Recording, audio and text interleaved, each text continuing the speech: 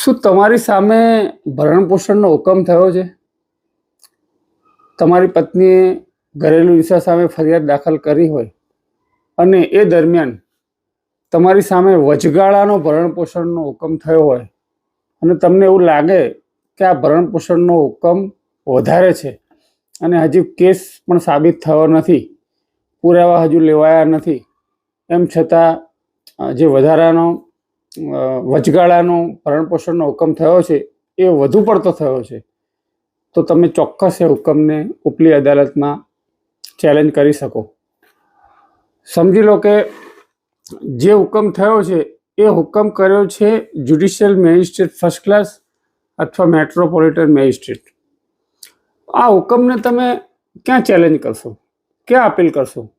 તો એના માટે કાયદામાં જોગવાઈ કરવામાં આવી છે કે જ્યારે પણ આવો હુકમ થયો હોય અને જો એ તમને માન્ય ન હોય તો આ હુકમની સામે તમે ઉપલી અદાલત એટલે કે જિલ્લા અદાલત, સેશન્સ કોર્ટ જેને કહીએ છીએ, એ સેશન્સ કોર્ટની અંદર તમે આ હુકમની સામે અપીલ કરી શકો.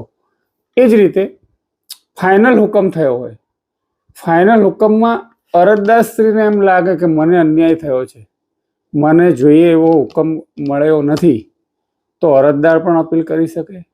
અને સામાવાળાને એમ લાગે કે મારી સાથે અન્યાય થયો છે અથવા તો મને વધારે પડતો ભરણ પોષણનો હુકમ કરવામાં આવ્યો છે, તો એ વ્યક્તિ પણ ઉપલી અદાલત એટલે કે જ્યુડિશિયલ મેજિસ્ટ્રેટ ફર્સ્ટ ક્લાસે જે હુકમ કર્યો હોય એની ઉપલી અદાલત એટલે કે સેશન્સ કોર્ટ જિલ્લાની અદાલતમાં અપીલ દાખલ કરી શકે છે.